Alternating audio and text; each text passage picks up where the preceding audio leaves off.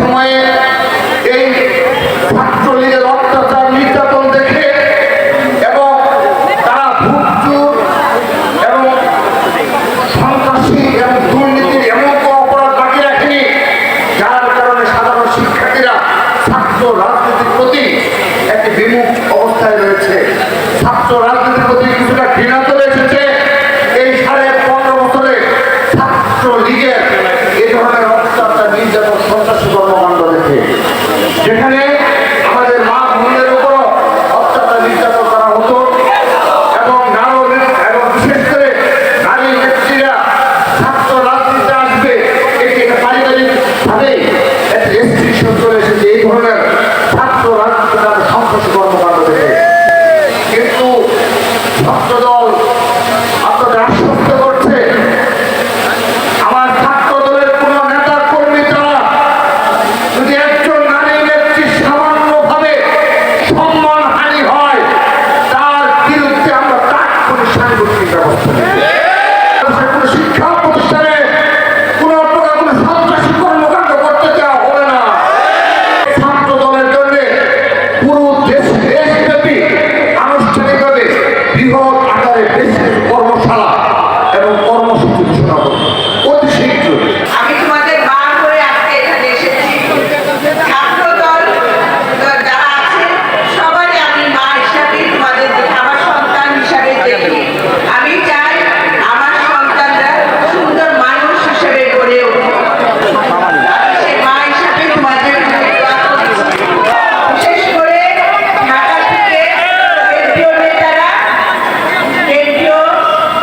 নেতারা এসে, তোমাদের বড় ভাইরা এসে তোমাদের যে উৎসাহ উদ্দীপনা দিয়ে দিয়েছে তোমরা সেটা ধরে রাখার চেষ্টা করবে।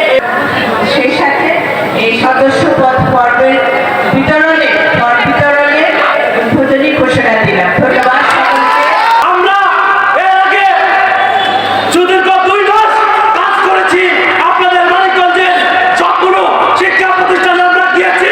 তারাও ধারাবাহিকতায় আজকে যে ফরম বিতরণ হবে এবং এই কর্মী সম্মেলনে যাতে সুন্দর এবং সুষ্ঠুভাবে আমরা ফরম বিতরণ করতে পারি, আগামীতে যাতে আপনাদের মাঝে এই সুন্দর নেতৃত্বে বেরিয়ে আসে, সেজন্য আমরা সামনে উদ্যপ্রত চলতে থেকে আমরা কাজ করতে থাকবো। রাজনীতিতে আমরা বাংলাদেশ 17 বছর গুম জুলুম অত্যাচার নির্যাতন করে আমরা ফ্যাসিস্ট হাসিনাকে দেশ ত্যাগ করতে বাধ্য করেছি। আপনাদের কাছে একটি কথাই বলতে চাই, গুপ্ত সংগঠন গুপ্ত বাহিনী তাদের নাম বলবো না, ওরা ইঁদুরের মতো 17 বছর পালিয়েছিল, গর্তের মধ্যে কখনো দেখি নাই। হঠাৎ তারা জাগ্রত হয়ে গেছে, এখন দেখতেছে বিপদ আর তাদের সামনে নেই।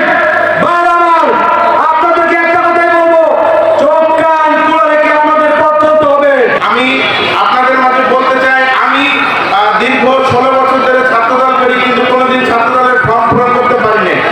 আপনাদের জন্য এটা অনেক বড় একটা সুযোগ এবং এটা অনেক আবেগের এবং অনেক খুশির একটা ব্যাপার যে আপনারা ছাত্রদলের ফর্ম পূরণ করে ছাত্র সংগঠন করবেন। কিন্তু গ্রুপিং ভারী করার জন্য আপনারা দয়া করে কোনো অনুপ্রবেশকারীকে ঢুকতে দিয়েন না। আমি মূলত দেওবন্দ কলেজের ছাত্র ছিলাম এক সময়। এখান থেকে আমার আওলাদ হোসেন আওলাদ এবং জিন্না এসএম জিন্না এই 2 ভাইকে দেখে আমার ছাত্রদলের রাজনীতি পরিচালনা এই দেওবন্দ কলেজের মাঠ থেকে 2003 সাল থেকে চলমান।